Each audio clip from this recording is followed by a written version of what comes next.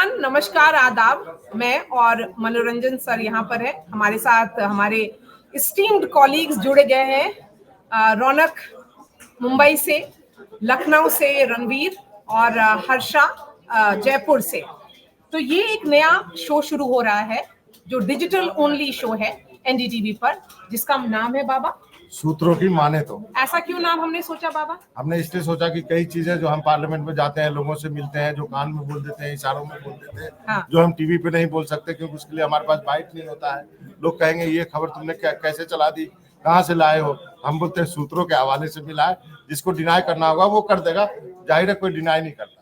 So, सूत्र essentially sources, जो English में सोर्सेज बोलते हैं। सूत्र हम लोग क्योंकि इतना साल से जर्नलिज्म कवर किए हुए हैं, पॉलिटिक्स और ब्यूरोक्रेसी कवर किए हैं, पॉलिसी इश्यूज कवर किए हुए हैं, करीब 15-20 साल से हमारे जो कॉलीग्स हैं उनका काफी एक्सपीरियंस है, तो इसीलिए हम लोग अपने सूत्र पर रिलाई करते हैं। तो सबसे पहले, क्योंकि बाबा अभी सेंट्रल हॉल से आ रहे हैं, सेंट्रल हॉल तो नहीं है बाबा, लेकिन पार्लियामेंट से आ रहे हैं, तो क्या आपके सूत्र कह रहे हैं? देखिए, हमारे सूत्रों ने कई 2-3 तरह की खबरें दी हैं। हाँ। एक तो संसद में 2 बात की लेकर के बड़ी चर्चा है। एक जो प्रधानमंत्री ने 370 बोला है, उसको लेकर के चर्चा है कि 370 कैसे होगा, और उसकी तैयारियां शुरू हो गई। रणवीर बताएंगे कि जयंत जो है कहाँ जा रहे हैं, इस बारे में चर्चा हो गई। बहुत हमने बीजेपी के नेताओं से पूछा तो कुछ कान में कुछ बोले कि हाँ हो रहा है, माइक लगाया तो बोले नहीं, हमने सेंट्रल लीडरशिप ही वही तय करेंगे। तो अच्छा, कई लोगों ने ये भी बोला कि हमने बोला 370 ज्यादा तो नहीं बोल गए प्रधानमंत्री। बोला हाँ 320 तक तो ठीक है, चलिए प्रधानमंत्री बोले तो कुछ सोच के ही बोले होंगे। एक चर्चा ये थी।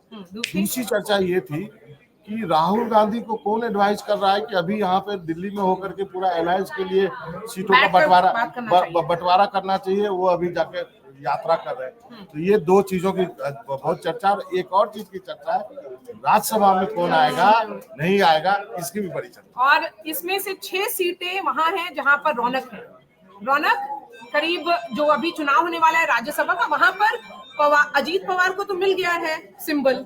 अब बताइए कि वहां अजीत पवार ने किसको चूज किया है राज्यसभा के लिए? क्या प्रफुल्ल पटेल आ रहे हैं राज्यसभा? जी देखिए, अभी तो फिलहाल जो जानकारी सामने निकल कर आ रही है और जो हमारे सूत्र बता रहे हैं वो ये कि ऐसा चेहरा पार्टी देने की फिराक में है जो कि हमेशा से एनसीपी की पहचान रही है कि अल्पसंख्यक को कहीं ना कहीं बढ़ावा देने की जरूरत है। और जो खबर सामने निकल कर आ रही थी कि बाबा सिद्दीकी, आपको पता होगा कि बाबा सिद्दीकी महाराष्ट्र की राजनीति में एक ऐसा व्यक्ति रहा है जो कि बॉलीवुड से बहुत ही अच्छा कनेक्शन, और मुंबई के बांद्रा वेस्ट इलाके से वो लगभग 3 बार विधायक भी रह चुके हैं, महाराष्ट्र सरकार में मंत्री भी रह चुके हैं। तो ये बताया जा रहा है, जो हमारे सूत्र बता रहे हैं कि 12 या 13 तारीख को बाबा सिद्दीकी एनसीपी यानी अजीत पवार की पार्टी में शामिल होंगे। और उसी के तुरंत बाद, क्योंकि अब राज्यसभा चुनाव के लिए नोटिफिकेशन जारी हो गया है, तो अब फॉर्म भरने की तारीख भी करीब आ गई है, तो अजीत पवार की तरफ से वो वन ऑफ द कैंडिडेट हो सकते हैं। और एक संदेश भी उन अल्पसंख्यकों के साथ जा सकता है जो कि अब तक शरद पवार के साथ रहे। और एक क्योंकि अजीत पवार बीजेपी के साथ चले गए, ऐसे में उनके लेकर एक नैरेटिव सेट किया जा रहा है कि ये हिंदूवादी पार्टी हो गई है, अब उनके साथ नहीं रहना चाहिए। तो अल्पसंख्यकों को अपने। लेकिन रौनक, शरद पवार से आपकी बात हुई, कितने नाराज हैं, कितने दुखी हैं? पार्टी चली गई, सिंबल चला गया, अब क्या करने वाले? पवार साहब को ये पहले से पवार साहब एंटिसिपेट कर रहे थे कि इसी तरह का फैसला आएगा, क्योंकि जब शिवसेना का जो फैसला आया उसमें साफ तौर पर ये दिखा कि मेजोरिटी को देखते हुए ही चुनाव आयोग ने फैसला लिया है। तो पवार साहब ये एंटिसिपेट कर रहे थे। लेकिन मुख्य तौर पर मैं आपको बता दूं कि जिस तरह से आगे की राजनीति होगी महाराष्ट्र में, वो ये देखकर होगी कि अब सिंपैथी वोट किसके पाले में कितना जाता है। उद्धव ठाकरे ने तो किया ही, लेकिन शरद पवार की पार्टी की अगर बात की जाए तो ऐसे वक्त ये फैसला है जब चुनाव में अब कुछ महीनों का ही वक्त रह गया है। और पवार साहब को मैं बहुत करीब से उनकी पॉलिटिक्स देखता रहा हूँ पिछले कई सालों से, वो इसको भुनाने की बहुत कोशिश करेंगे। ये जो मैं जो संसद भवन चाह रहा हूँ इसमें ऐड करूँ। आज मैं मेरी कई लोगों से बातचीत हुई है, आज जिसमें कि संजय राउत से भी मेरी बात हुई। संजय राउत ने कहा कि भाई ये पार्टी तो पवार साहब ने इसको संस्थापक सदस्य रहे, उनकी पार्टी है, आप भले ही ये पार्टी उठा के भतीजे को दे दो, इसका मतलब लोग थोड़ी मानेंगे कि ये पार्टी पवार साहब के हाथ से निकल गई है। और पवार जो है वो इस खेल के माहिर है, इस बार ये लोकसभा चुनाव में जाएंगे। अच्छा, संजय राउत ने ये भी कहा अघाड़ी है, अघाड़ी मिलके चुनाव लड़ेंगे हम, थोड़े बहुत जो है सीटों के बंटवारे को लेकर के दिक्कत है वो हर पार्टी में होती है, उसको सॉल्व करेंगे। लेकिन पवार, हाँ एक मिनट, पवार जो है वो जाएंगे सहानुभूति वोट के लिए जाएंगे, सबको बोलेंगे ये मेरा आखिरी चुनाव है और आप हमें वोट दीजिए, और इस बात को लेकर के वो जा रहे हैं। और ये जो 6 है राज्यसभा किसको किसको मिल रहा है? एक बाबा सिद्दीकी का नाम दिया क्योंकि ये सूत्र बता रहे हैं रौनक को बाबा सिद्दीकी हो सकते हैं, बाकी 5 कौन है? जी देखिए, महाराष्ट्र से बीजेपी की बात की जाए तो बीजेपी के नंबर को देखते हुए बीजेपी 3 कैंडिडेट जो है बीजेपी के यहाँ से तय माने जा रहे हैं, जिसमें एक विनोद तावड़े का नाम, जिस तरह से बिहार में उन्होंने काम किया है उनको यहाँ पे, और इसके अलावा नारायण राणे की सीट खाली हो रही है जो कि केंद्र सरकार में मंत्री है, तो उनको शायद रिपीट किया जा सकता है, ये भी एक संभावना है। और तीसरा जो नाम है, जो क्योंकि बीजेपी कई जगहों पर इस रणनीति पर काम कर रही है कि किस इलाके में जहां पर उनकी उतनी पैठ नहीं है, अगर वहां के किसी कांग्रेस के या एनसीपी के नेता को अपने पाले में अगर लाया जाए तो उनको राज्यसभा अगर दी जाए तो वहां पर विधानसभा चुनाव या लोकसभा चुनाव में उसका फायदा हो सकता है। तो ये स्ट्रैटेजी देखते हुए बीजेपी अपना तीसरा उम्मीदवार तय करेगी। लेकिन मैं आपको बता दूं मारिया की खेल वहां पे नहीं है, खेल केवल 6ठी सीट को लेकर है। छठी सीट पर अगर बीजेपी ने तय किया कि हम चौथा कैंडिडेट हमारी तरफ से उतारेंगे तो ये चुनाव रोचक हो जाएगा। इसमें एक और महत्वपूर्ण है कि बाबा आपको याद होगा कि महाराष्ट्र में जब पिछली बार राज्यसभा और विधान परिषद के चुनाव हुए जिसके बाद सरकार चली गई उद्धव ठाकरे की, उस वक्त कांग्रेस में क्रॉस वोटिंग हुई थी जी। मोहन प्रकाश की अध्यक्षता में कमेटी गठित की गई थी, वो कमेटी का रिपोर्ट अब तक सार्वजनिक नहीं हुआ है। ऐसे में कांग्रेस के लोग अगर फिर एक बार क्रॉस वोटिंग करने के लिए तैयार है तो बीजेपी 100% छठा उम्मीदवार उतारने जा रही है। बाबा ने वैसे वो रिपोर्ट देखी हुई है, मोहन प्रकाश की रिपोर्ट में क्या है बाबा? नहीं, मोहन प्रकाश की रिपोर्ट में है कि लोगों ने क्रॉस वोटिंग की है, लेकिन एक चौंकाने वाला नाम ले रहा हूं मैं यहाँ पे, रौनक, एक ऐसे व्यक्ति जो आ रहे हैं जिनके राजनीतिक करियर की शुरुआत हो सकता है महाराष्ट्र के राज्यसभा से हो, और वो RBI के फॉर्मर गवर्नर है रघुराम राजन। ये तो बड़ा स्पिन हो जाएगा, ये तो बड़ा हो जाएगा। आपने बिल्कुल सही कहा, क्योंकि पिछले दिनों जिस तरह से उद्धव ठाकरे से उन्होंने मुलाकात की, आदित्य ठाकरे के इनवाइट पर वो मातोश्री पहुंचे थे। मैं खबर दे रहा हूँ आपको, चलिए अगर ये बचा के रखी थी मैंने इसके लिए। ये सूत्रों के हवाले से बचा करके रखी थी। हाँ, तो लेकिन राहुल गांधी की भारत जोड़ो यात्रा में भी शामिल हुए थे, आपको याद है, राजस्थान में रघुराम राजन। हाँ, हर्षा मैम, नई सरकार बनी है, कितना ब्यूरोक्रेटिक रीशफल है वहाँ के, आपके सूत्र क्या बता रहे हैं जयपुर में? मैं उसके पहले मारिया ये बताना चाहूंगी, क्योंकि आप लोग राज्यसभा पे चर्चा कर रहे हैं, तो बाबा मेरे को बताइए, मैंने सुना है सोनिया गांधी को भी खड़ा कर सकते हैं, यहाँ से उम्मीदवार बना सकते हैं राजस्थान से। जी हाँ, सोनिया गांधी के लिए तो हर किसी ने कहा है। कर्नाटक के चीफ मिनिस्टर ने कहा कि वो गांधी परिवार से कोई आए तो हमें कोई दिक्कत नहीं है, नहीं तो हम बाकी जो है एक ओबीसी को, एक दलित को और एक जो है मुस्लिम है उनको देंगे। मुस्लिम में जो है आपको मालूम है कि जो नासिर हुसैन है उनके देंगे। हिमाचल बाबा के पास ये सब पूरा लिखा हुआ है, तो सारे नोट्स बनाए। हिमाचल वाले ने भी कहा है कि गांधी परिवार से आए तो कोई दिक्कत नहीं है, लेकिन ये गांधी परिवार को तय करना है। मुझे लगता है आपके यहाँ से अभिषेक मनु सिंह भी आ सकते हैं, क्योंकि पिछली बार वो बंगाल से आए थे, लेकिन बंगाल में कांग्रेस का एक भी विधायक नहीं है। एक भी विधायक रहता तो फिर वो आ सकते थे कांग्रेस के पर। टीएमसी उनको ममता बनर्जी सपोर्ट करने के लिए तैयार है, लेकिन ममता बनर्जी ने कहा कि यदि आपको राज्यसभा आना है हम आपको भेजेंगे, लेकिन आपको टीएमसी ज्वाइन करना होगा। तो ये दिक्कत हो गई, ये शर्त रखी। तो पवन खेरा आएंगे आपके यहाँ से या अभिषेक? मुझे लगता है अभिषेक का चांस ज्यादा है, क्योंकि एकमात्र लॉयर बचे कपिल सिब्बल के बाद, कांग्रेस उनको लाएगी, रणवीर को लाते हैं। हाँ, नहीं पहले हर्षा मैम बता दें, ब्यूरोक्रेटिक रीशफल की बात कर ले। जी बिल्कुल मारिया, आपने उसके बारे में पूछा था, तो यहाँ पर चर्चा ये है कि सरकार दिल्ली की तर्ज पे चलेगी, सेंट्रलाइज सरकार चलेगी, गुजरात का कोई व्यक्ति बड़ा आएगा। चर्चा थी कि मिस्टर गुप्ता आएंगे, रहने वाले राजस्थान के हैं, और वो पूरा संभालेंगे, लेकिन वैसे नहीं हो रहा है। अगर आप देखें तो secretary to CM Alok Gupta हैं, डेपुटेशन पे थे सेंटर में, उन्हें लगाया गया है। शिखर अग्रवाल थे, blue eyed boy of Vasundhara Raje. And you must remember, जब पूरा राजमहल का प्रकरण हुआ था, जब एक्चुअली दिया कुमारी को थैंक यू करना चाहिए वसुंधरा राजे को, कि उन्होंने वो राजमहल की जमीन आवाप करने की कोशिश की, कि उससे उनका राजनीतिक करियर एक तरह से बन गया था उसके बाद में। और जब वो राजमहल की जो उनकी राज परिवार की जो संपत्ति थी, उसको जो आवाप्ति की जो प्रक्रिया चलाई गई थी जयपुर विकास प्राधिकरण के द्वारा, उसमें सेक्रेटरी थे, जेडीसी थे शिखर अग्रवाल, एंड वंडर ये है कि उनको जॉइंट सेक्रेटरी टू सीएम लगाया गया है। अब इसको लेकर बहुत ज्यादा खलबली है, बहुत ज्यादा चर्चा है। कोई लोग कह रहे हैं कि उनको क्यों लगाया गया, कहीं ना कहीं मुख्यमंत्री भजन लाल का ये निर्णय था क्या वो ऐसे अफसर लगाना चाहते हैं कि वो लगे कि वो कंट्रोल में है, चाहे दिया कुमारी को अच्छा लगे या नहीं।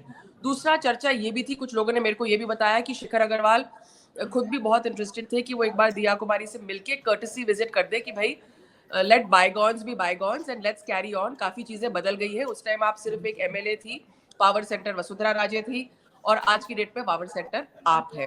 तो यस, ब्यूरोक्रेटिक रिशफल से आपको मारिया स्टेट में पावर इक्वेशंस क्या है उसके बारे में काफी चीजें पता चलती है। लेकिन एक प्रयोग यहाँ पर देखने में आ रहा है कि चीफ सेक्रेटरी से नीचे सब लोग बहुत स्ट्रिक्ट है, सरप्राइज इंस्पेक्शंस कर रहे हैं जगह जगह पर। कलेक्टर्स को कहा गया है चीफ सेक्रेटरी के द्वारा कि देखिए ये क्रिकेट का मैदान है और आप you are playing 11 and if you don't play, अगर आप ठीक फील्डिंग बैटिंग नहीं करेंगे तो हम एक्स्ट्रा को ले आएंगे। तो ब्यूरोक्रेसी अपने टोज पे है। और दूसरी बात जो है वो ये है कि सारे मंत्रियों को कहा गया है कि आपके कहने पे हम अफसर नहीं लगाएंगे। आप राजपूत है तो आप राजपूत अफसर लगाना चाहते हैं, कोई मीना समुदाय से तो मीना समुदाय, तो उसमें उन्होंने कहा गया है कि हम नहीं लगाएंगे, हमको जिसको लगाना है लगाएंगे। तो आई थिंक ब्यूरोक्रेसी में एक और चर्चा हो रही थी कि दिल्ली के कोई एक टॉप ब्यूरोक्रेट है जो शायद बड़े पद पर जाएं राजस्थान में, उसका क्या हुआ? देखिए, हाँ बिल्कुल, जो आप कह रहे हैं, हमने सुना है कि जेपी गुप्ता जी का नाम बहुत ज्यादा चल रहा था कि वो आएंगे। दिल्ली के जो टॉप ब्यूरोक्रेट्स थे जैसे सुधांश पंत थे या जो पहले राजस्थान काडर के थे वो तो वापस आ गए हैं, लेकिन जेपी गुप्ता जी का नाम बहुत ज्यादा चल रहा है। हम लोग सब भी वेट कर रहे हैं कि कब उनके दर्शन होंगे या नहीं होंगे, तो उससे कहीं सियासी मायने लगाए जा सकते हैं। लेकिन फिलहाल जो है चीफ मिनिस्टर के ऑफिस में सब राजस्थान काडर के ऑफिसर्स, आईएएस ऑफिसर्स लगा दिए गए हैं। आपने कहा कि सबको बोला गया कि क्रिकेट का मैच है ये, आजकल क्रिकेट में भी इम्पैक्ट प्लेयर का रूल है, तो किसी को भी हटा के कभी भी नया प्लेयर आप प्लेइंग 11 में डाल सकते हैं। रणवीर के पास चलते हैं। रणवीर, बताइए, आपके यहाँ तो उथल पथल है, किधर जा रहे हैं? पार्टी ऑफिस में आप हैं, सबसे पहले ये बताइए। देखिए, मैं तो उसी पार्टी ऑफिस में हूँ जिसकी आज सुबह से खूब चर्चा चल रही है, आरएलडी है। और यहाँ हम बैठे, हालांकि अभी आपने बात की राज्यसभा चुनाव की, पहले उस पर बात कर लेते हैं। राज्यसभा की यूपी से 10 सीटें, भाजपा को क्लियरली 7 मिलने वाली हैं, सपा को 2 क्लियरली मिलने वाली है। तीसरी सीट पर भी सपा जीत सकती है, आरएलडी अगर साथ रहे तो। लेकिन जिस तरह से उथल पुथल मची है, 8वीं सीट जो होगी भाजपा की, उस पर प्रत्याशी उतार सकते हैं।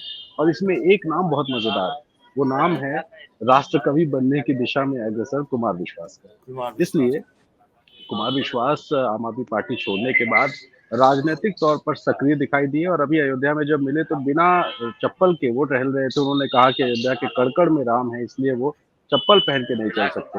राम कथाएं कर रहे हैं, अपने अपने राम की कहानी देश भर में सुना रहे हैं, और उनके जिस तरह के संपर्क अभी हैं, एक नाम उनका चल रहा है। दूसरा, बीजेपी के तेज तर्रार ऐसे प्रवक्ता जो कि आजकल सबसे ज्यादा चर्चा में रहते हैं, सुधांशु त्रिवेदी, वो उत्तर प्रदेश से राज्यसभा सांसद है, उनका नाम चल रहा है।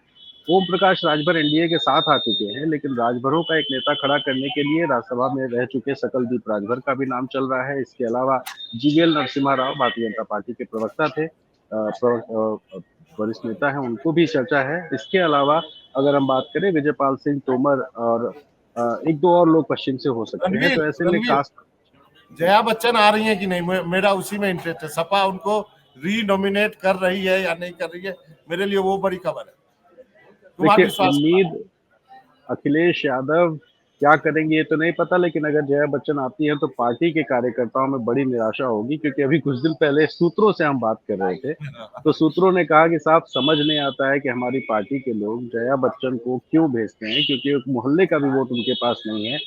सिंबॉलिज्म में एक बार वो भेज चुके हैं, लेकिन दोबारा अगर उनको देते हैं तो पार्टी के कार्यकर्ताओं में निराशा जरूर होगी। लेकिन उम्मीद जो सूत्र बता रहे हैं कि जया बच्चन को रिपीट किया जा सकता है। हालांकि लोकसभा चुनाव को देखते हुए अखिलेश हो सकता है कि किसी मुस्लिम को भी तवज्जो दे, क्योंकि इस वक्त जो लड़ाई चल रही है वो मुस्लिम वोटों को लेकर चल रही है, कांग्रेस भी साथ आई है। तो अब सूत्रों की अब जो दूसरी बात कर लेते हैं, आरएलडी को भी ये लग रहा है।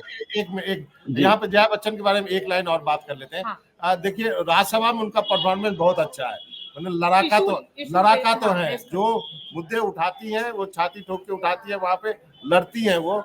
इस मामले में उनको पॉइंट देना पड़ेगा। और बाकी फिल्मी की तरह नहीं है कि आती नहीं है, रेगुलरली आती है। जब भी सेशन, पार्टिसिपेट करती है। हाँ, जब भी सेशन होता है आपको वहां पे मिलेंगी और मुद्दों पे बातचीत भी करेंगे। हाँ, बाबा जो कार्यक्रम फोन नहीं उठा रहे हैं, यही किसी मेरे सूत्र ने बताया कि अखिलेश का फोन नहीं उठाया जा रहा है। और नहीं, अखिलेश जी सदन में है और अभी उनकी कर रही है तो वो उसका भी फोन नहीं उठा रहे हैं। जयंत, ऐसा क्या हो रहा है?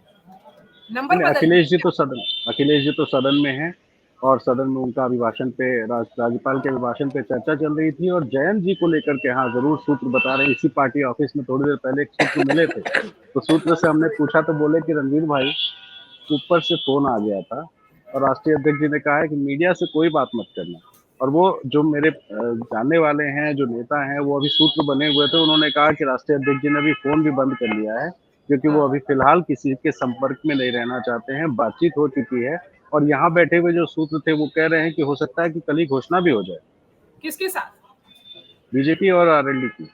चलिए, तो इसका मतलब चौधरी चरण सिंह को भारत रत्न मिल रहा है क्या? शायद वो अनाउंसमेंट ये जो मूर्ति है ना चौधरी साहब की, इस मूर्ति के जल्दी ही भारत रत्न लिखवाने की कोशिश, और ये आरएलडी तो बहुत लंबे समय से मांग करती आ रही है कि चौधरी साहब को मिलना चाहिए। और इस वक्त जिस तरह से अभी एक हफ्ते के अंदर 2 भारत रत्न हुए हैं, तो आरएलडी को ये लग रहा है एक सही मौका है, लोकसभा चुनाव है, बीजेपी से गठबंधन होता है, तो एक बात तो कम से कम ये मना ही लेते हैं।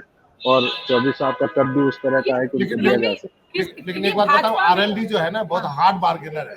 चौधरी अजीत सिंह भी हार्ड बार्गेनिंग करते थे। आपको याद है एयरपोर्ट का नाम रखवा लिया उन्होंने, अपने चौधरी चरण सिंह के नाम पर नाम रखवा लिया था।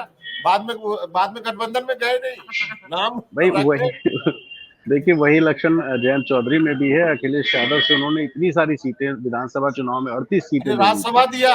आज डिम्पल यादव से हमने पूछा कि भाई क्या है, तो उन्होंने बोला नहीं ऐसा कुछ नहीं है। जब बाद में कहा कि आपने उनको राज्यसभा भेजा है, जाते जाते उनके मुंह से निकल गया कि यदि कुछ बिगड़ा है तो अच्छा नहीं करना चाहिए, बेसिकली अनएथिकल होगा। लेकिन रणवीर, भाजपा में आपके सूत्र क्या बता रहे हैं कि उनके तरफ से कौन बातचीत चल रही है? मतलब भाजपा का पॉइंट पर्सन कौन है इनका? देखिए, भाजपा वाले सूत्र आजकल जो है ना दिल्ली पे बहुत डिपेंडेंट रहते हैं और कहते हैं हमारे 2 ही सूत्र हैं, और वो सूत्र किसी के सामने खुलते नहीं। लेकिन फिर भी बातचीत में उन्होंने कहा कि पीयूष गोयल साहब जो हैं वो बातचीत कर रहे हैं जयंत चौधरी से, और उन्होंने बताया कि सूत्र जो थे, और उन्होंने बताया कि पीयूष गोयल जी बढ़िया जो है वो गोयल समाज से आते हैं और वो बढ़िया से जो है बार्गेनिंग कर सकते हैं। तो ऐसे में वो सूत्र कह रहे थे कि बार्गेनिंग का जो जयंत भी राज्यसभा में और गोयल साहब भी राज्यसभा में है, तो दोनों का मिलना जुलना होता रहता है। तो वहाँ पे जो गैलरीज है वहाँ पे मुलाकात होती रहती है। लेकिन बाबा, इसके साथ साथ 2 नेता दिल्ली में, नीतीश कुमार प्रधानमंत्री से मिल रहे हैं और चंद्रबाबू नायडू भी प्रधानमंत्री से मिल रहे हैं, और उसके अलावा मिलने वाले हैं पवन कल्याण भी है। हाँ, अमित शाह और जेपी नड्डा जी से। तो क्या, क्योंकि नीतीश कुमार तो अपना आ ही चुके हैं इधर। नीतीश कुमार का हालांकि कच्ची विजिट है, लेकिन हम सीट शेयरिंग तो बहुत इम्पोर्टेंट है। मुस्कुरा रहे हैं या नहीं? आज कई नेताओं से बात हुई सीट शेयरिंग के बारे में, तो उनका ये कहना है, देखिए आरजेडी के जेडीयू के नेता का ये कहना है कि देखिए हम तो 16 जीते हैं, तो हम तो 16 तो लड़ेंगे। पहले बीजेपी को अपने एलायंस से सॉर्ट आउट करना है, यानी बीजेपी जो है 17 सीटें जीती है, तो वो तो 17 लड़ेंगे, तो 16 17 34 हो गया, बच गए 6 में आप चिराग को कितना सीट देंगे, जीतन राम मांझी को कितना सीट देंगे, उपेंद्र कुशवाहा को सीट देंगे कि नहीं देंगे, तो ये 3 उनको आपस में सॉर्ट आउट करना है। तो सबसे बड़ी बात यहाँ पे सूत्रों की माने तो जेडीयू की सीटें कुछ घट सकती है, उसके बदले जेडीयू को कोई एक राज्यसभा, जेडीयू को अरुणाचल में कहीं 1 सीट, यूपी में 1 सीट, कुछ इस ढंग की सीटें देने की बात। यही सूत्र कह रहे हैं भाजपा के हमारे, क्योंकि जब नीतीश कुमार और भाजपा का फाइनल अंडरस्टैंडिंग हुआ था, जब पूरा ट्रांजिशन में, तो ये भी बोला गया था कि चलिए ये पहले सीट शेयरिंग डिस्कस कर लेते हैं। तो नीतीश कुमार ने बोला कि आप जो बोल रहे हैं, ज्यादातर बातों पर वो तैयार थे। इंटरेस्टिंगली रणवीर, अगर आपको याद होगा, एलजेपी के जो हैं चिराग पासवान नड्डा जी के साथ गए थे, सेम प्लेन से गए थे, तो ये भी माना जा रहा है कि हाँ रणवीर वहाँ थे, तो जो मनाने का वक्त था वो भी था, वो 1.5 घंटे का, वो भी कोशिश की जा रही थी कि एक यूनाइटेड एनडीए दिखे। बाबा चंद्रबाबू नायडू जो मैं है, इसमें बोल दूं, पशुपति पारस के पास हालांकि 5 अभी सांसद हैं, हाँ। लेकिन उनको कहा गया कि चिराग को देंगे सीट, उनको राज्यसभा देंगे, उनको पशुपति को राज्यसभा, पशुपति राज्यसभा जाएंगे फिर। और जो चंद्रबाबू नायडू आ रहे हैं, तो क्या ये माना जाए कि टीडीपी एनडीए में वापस आ रही है या फिर ये कोई पोस्ट पोल अंडरस्टैंडिंग होगा? देखिए अभी तक बीजेपी को साउथ में चाहिए सहयोगी, क्योंकि यदि 370 आपको लाना है तो आपको साउथ में तो घुसना ही पड़ेगा। तो साउथ में घुसने का आंध्रा में एक जरिया जो है चंद्रबाबू नायडू है। चंद्रबाबू नायडू को जो है जगनमोहन ने जेल में बंद कर रखा था, बड़ी मुश्किल से छूटे हैं। पवन कल्याण जो है वो हमेशा से बीजेपी के साथ जाना चाहते थे। पवन कल्याण और चंद्रबाबू नायडू जो साथ साथ हैं अभी, तो इसलिए लगता है कि नायडू के जरिए जो है बीजेपी आंध्रा में घुसने की और इसी में बाबा एक जो तड़का लगा था, जब प्रशांत किशोर गए थे जगनमोहन के पास, नहीं नायडू से मिलने के लिए, उस प्लेन से याद है गए थे उनके बेटे के साथ नारा लोकेश के साथ, तो ये भी चर्चा हो रही थी। तो क्या होने वाला है, तो क्या ये माना जाए कि शायद जो अभी चुनाव होगा, असेंबली इलेक्शंस होगा आंध्रा में, साथ साथ होंगे दोनों के, लोकसभा और साथ में होगा, तो वहाँ पे कुछ गड़बड़ी चल रही है? नहीं, वहाँ पे मैंने कहा ना बीजेपी डिस्परेट है, वहाँ अलायंस बस अलायंस बनाना, क्योंकि तेलंगाना में अब उनके पास चांस नहीं बचा। तेलंगाना में वोट शेयर बढ़ेंगे लेकिन आप एमपी नहीं जीतवा पाओगे, है।